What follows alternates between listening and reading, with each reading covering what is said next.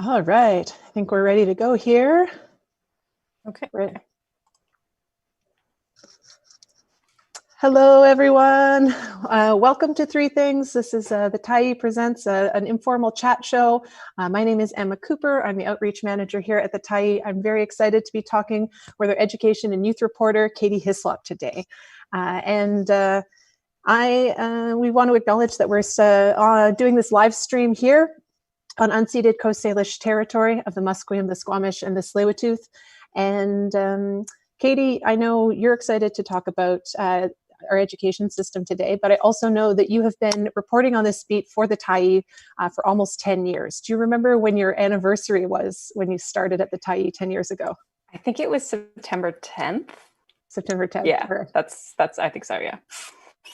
Maybe by that point there'll be some sort of confetti, whether it's on Zoom or online, that we can have to celebrate that. So I'm excited. Confetti seems better for the environment. Yeah, probably. Then you can just sweep it back up and reuse it. Exactly. Excellent. So I'm looking forward to chatting with you today about our education system. I know you mentioned having some thoughts about kind of the factors that are sort of happening for families right now, and also international students, how we fund our education system, and kind of thoughts for the future. And before we jump into all of that, I'd like to. We've got folks tuning in from coast to coast. So if you want to, in the chat on Facebook or on Zoom on the webinar or on YouTube, just let us know where you're hailing from.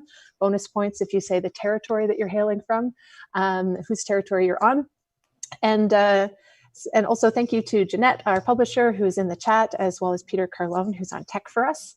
And before we get going and talking about formal education, we just want to take a moment to acknowledge how much learning and informal education and teaching is happening right now in this moment. I know a lot of people are doing a lot of work right now, a lot of work sharing their lived experiences. A lot of people are listening and learning and changing their behavior and standing in solidarity. So that's huge, important work that is happening in an informal way. And we've seen so much of that this year. We had the Wet'suwet'en protests. We had how people are sharing health information through this pandemic, and now talking about anti-Black racism.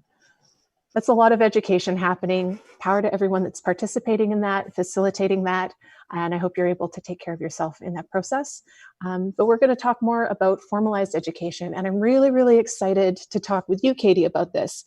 Not just because of your expertise and your longevity reporting formally on this topic, but also because I really think that you live a lot of the values that I'm hearing people talk about that are needed for allies these days. I think I'm going to embarrass you, but I know I embarrassed everyone off the top, and then we get into it, and it'll be fine.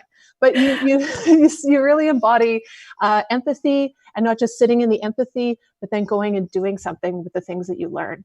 And we can really, really see that in your reporting. You report sensitively with facts on tender topics, on important topics, and you were awarded the First Call Champion of Children and Youth in this province for your work on doing that. And other folks that have gotten that award are Rafi and Cindy Blackstock, amazing people. Yeah. And I'm not fully embarrassing you, because I could just pick up the award right now, which I have right next, and then just show everyone, just, so there we go. Okay, you're fully embarrassed, but I do think that really makes you a great person to talk about where our education system is going today. So before we get into that, you're fully embarrassed. What are some of your show and tell items that you have for us to kick off this chat? Right. So because I am talking about education today, I'm often talking a lot about children. And this is a little stuffed lamb that used to belong to my mom's dad, my poppy is what I called him. And he grew up on farms. And so this was always at his house, and I'd always play with it. So when he moved out of his apartment, I got to keep it. So I really like it a lot.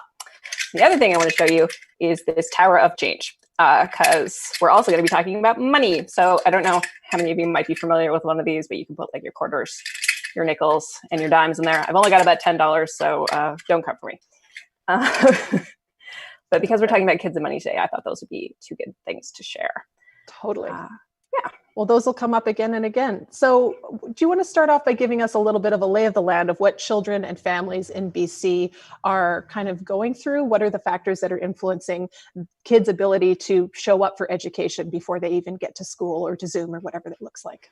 Right. So I guess the factors that would affect that are poverty and, well, poverty being a big thing and everything that comes with poverty. So lack of access to secure food, a lack of access to safe and affordable housing, lack of access to higher education, perhaps for their parents or their guardians, to transit, to clothes, to all the things that you need to get you from your bed in the morning, fed and bathed and in clean clothes with school for or lunch for school and on the bus or in the school. All of those things to get you there, all of them depend on money.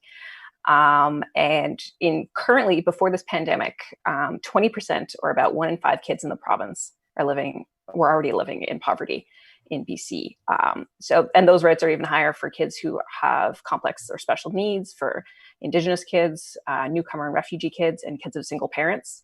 Half of the kids in single parents, so 1 out of every 2 kids with a single parent, most of whom are single moms, are living in poverty in BC.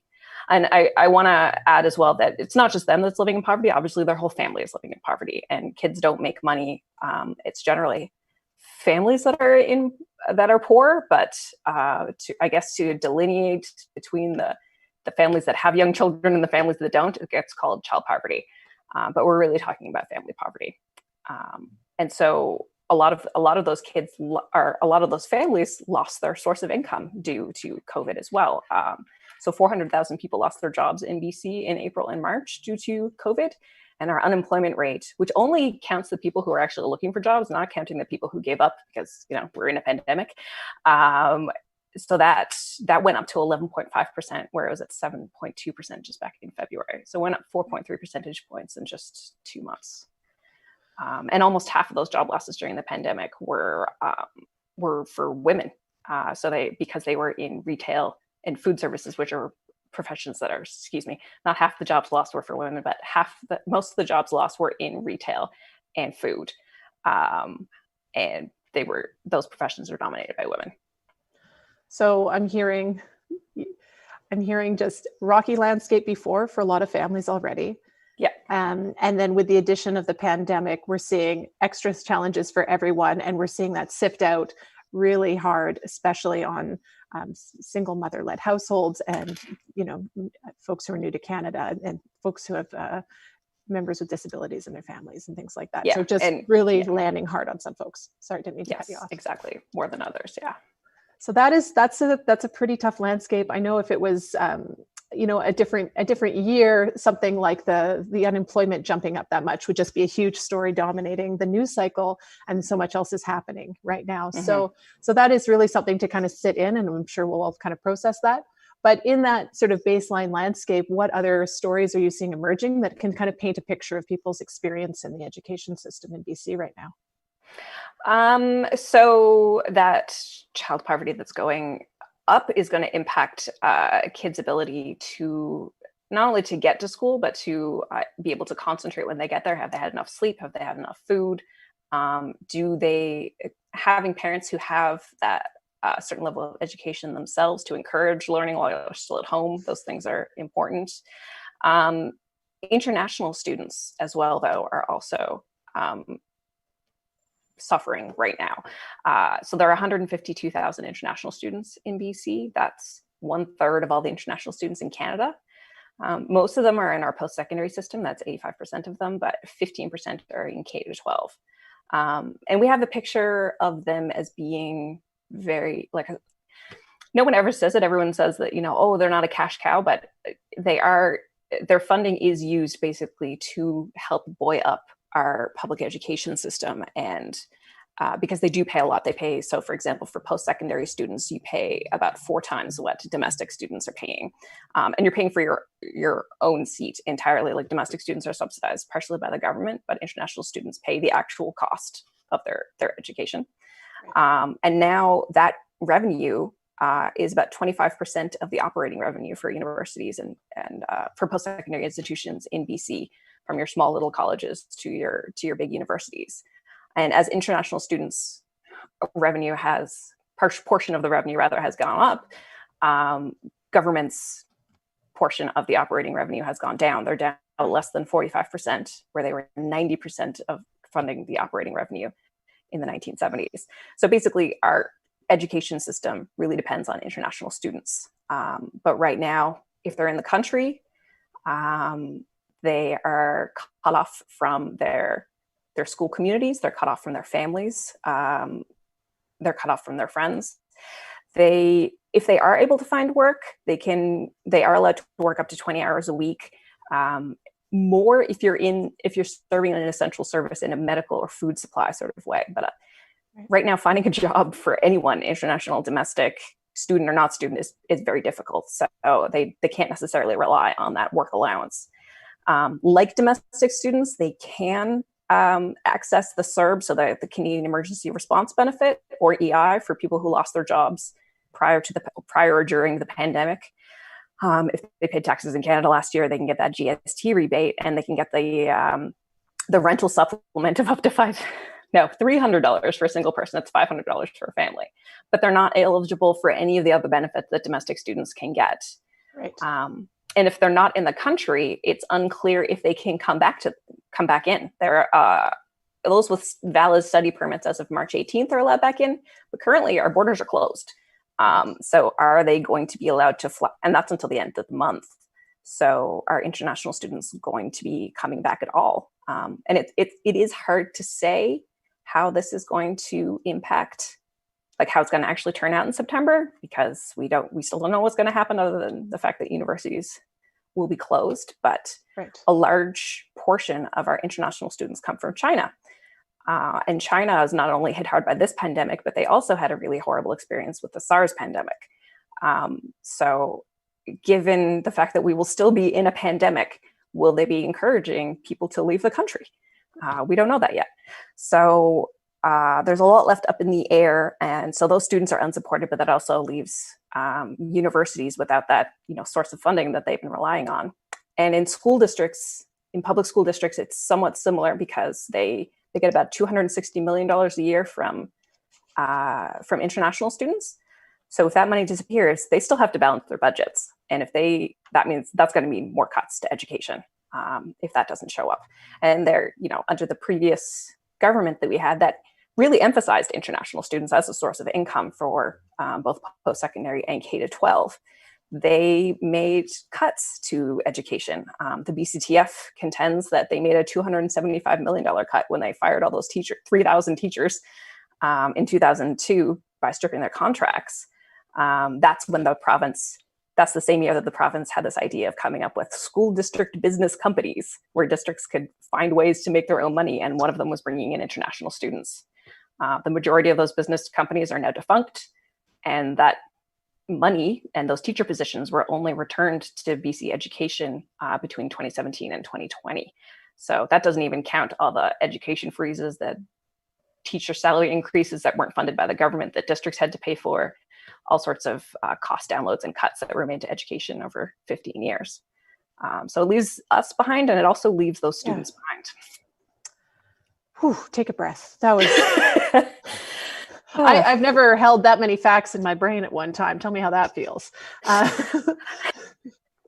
No, but so I'm not trying to make light of the situation, but you've given us a lot of pieces of the puzzle, and I'm just trying to put it into a picture here. We have, I appreciate that. On a very human level, we've got kids who might be still in high school or in their early 20s, who are international students, who might be half a world away from their families during a pandemic, and they're not accessing the same level of supports as a lot of folks who are Canadian citizens are. Exactly. There's some supports, but they are piecemeal, and they might not be taking care of the whole picture in a lot of cases. And these are the same kids, young people, that we've been really kind of building over the years a funding model on to support education in this province. So there's the human side of that, and then there's just if you sort of that transition from saying so much of our education system will be provided by the government to now this is a business model. it's an interesting position to know, do we have to do a SWOT analysis to talk about a business model for education? Gets to be, I think for some people, an uncomfortable conversation. So I'm hearing there's a lot of the revenue that is very, very precarious, as a lot of things are right now. And you've really sort of painted a picture of a very precarious system for individuals and for the system as it is. Cool. Yes, thank you for translating all that data. I just rattled off. I mean, I missed parts. But I think that's such a great, you being able to know all of the specifics of that. I think a lot of people paying attention to education have a feeling about where things are going. But again, we'll be sharing links to Katie's stories and other stories that has been informing your opinion if you're looking to go in and get more of the nuance of some of the sort of the context for all of that.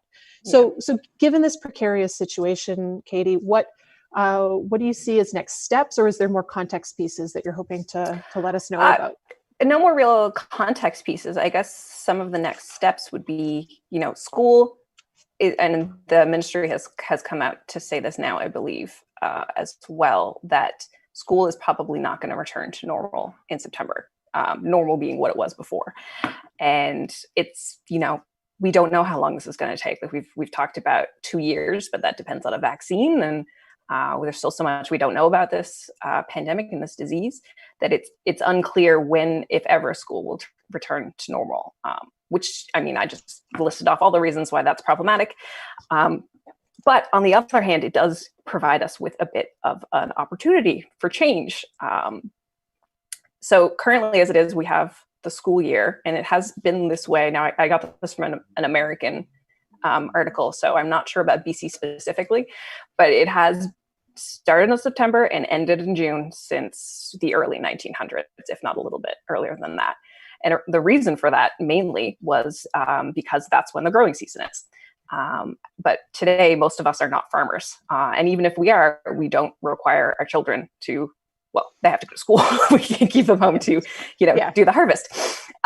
So kids don't need to have farmer tans these days. Exactly. Unless they want them. But yeah, it's not a necessity as much as it used to be. But our school system is still set up this way. And one of the problems with that is every student, but especially students who are low income and who have complex needs, lose a lot of the learning that they had the year before by the time they get to September, by the time that 2-month break is over. Other kids lose access to daily meals, to support workers, to education assistance, to other home supports, clothing, things like that, because everyone's off. But if school was year round, and again, I don't know what Dr. Bonnie Henry would say, but we did just reopen schools in June. So maybe there would be school in July and August as well. And maybe September will be the month that you took off. It doesn't have to be specifically that way, but there would be some summer classes. It's not necessarily going to cost us any less because all that, the money you save on shoveling and salting roads and stuff, you will then have to put into air conditioners for schools, particularly in the interior, but pretty much everywhere in BC. But I would argue that the cost, or at least exploring it, and looking at the costs, should be measured against the improvement to education for kids who, don't do as well, who again are typically low income, racialized, and have complex needs. We could boost the learning potential for them without any real negative impacts to the kids who are doing okay. There are some snafus. I mean, every district would have to join in because, if you work in one district and the kids go to another and everyone's on different vacation, that's not going to work. But I think it is a possibility that we should be looking into. Another one. Can I follow up with a question that dovetails with that? Thanks. Yes. You got so much information. I got to fight in there. So this, you're talking about the whole school year and that loss of learning. And John Cossum, hopefully I pronounced your last name right, John, I just had a question about how the major loss of schooling with COVID, I assume, is going to affect those sort of same students you mentioned who are already maybe in trouble as learners. Are there any estimates that you've read of the seriousness of this problem and kind of the impacts it has had on the whole system? So any thoughts on that, or is it too early to know? I mean, a lot of that is too early to know, but thank you for bringing that up, John, because I did want to mention that as well, that yes, there's definitely loss of learning that's going on right now. especially in the students who are vulnerable to that loss of learning. I know districts and even independent schools are doing their best to get kids food right now, and to get families food and internet access and things like that at home. But I mean, it's just not possible to recreate the education system at home the way that it's being done currently, or even in schools right now, because we're in a pandemic. So yes, learning loss is definitely happening right now, but I also sort of side with, or at least I find myself thinking at the same time that it's better than having a bunch of kids out in schools during a pandemic. Like the learning loss in these few months for everyone, I think also because everyone is experiencing it at the same time, that given the choice between the two, we made the right choice. Yep. But as things go on, yes, those kids are going to be moving farther and farther behind. And there are, especially for kids with complex needs, there are families right now that are just not getting the services and supports that they previously got, that their kids are entitled to. And I'm sure actually with low-income kids, that's happening as well. There's so much we don't know yet. We're going to find out later, I think, how well all these systems worked. Yeah. Can I follow up with another question, Katie? Sure. Great. Well, we had another question from Phyllis Bravinder talking about in what ways has the topic of distance education been discussed or incorporated? People considering the issue of access to technology and the capability of teachers in schools and universities to provide that kind of education. Is that something you've looked into, or again, emerging because this is all new? Sorry, you stalled in the middle of that question. Can you repeat it for me, please? Just the idea of in what ways has distance education been discussed in terms of incorporating that in a meaningful way for learners going forward? I haven't heard any formal discussions, but that was actually one of the things that I was interested in seeing change as well in schools, because I've heard anecdotally from teachers that there are some students with social anxiety, and this is not the same for all people with social anxiety, but there are some students who going to school is a nightmare, who are actually thriving more now that they're at home and they have that option to do work at home at their own pace without worrying about other people around them. So it would be amazing to see if we could offer that as an option to students. And there is distance education it is possible to do distance education on your own, but it's not quite the same thing with what we have going on right now with that Zoom one-on-one you might have with a teacher, the weekly check-ins, things like that.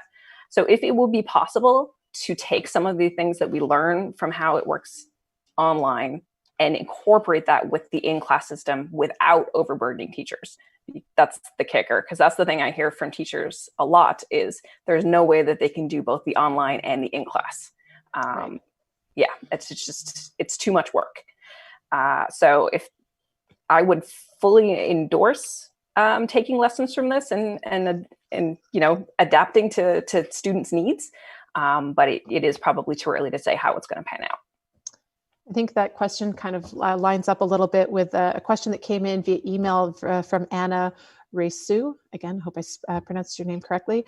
Just talking about, can every school maybe hire a healthcare aide or someone to assist when, as things go back into the classroom, someone who can assist with the hygiene and the cleaning and has a basic sort of education component, but the teacher can be up there teaching and not having to also manage all of these other pieces. Any thoughts on that?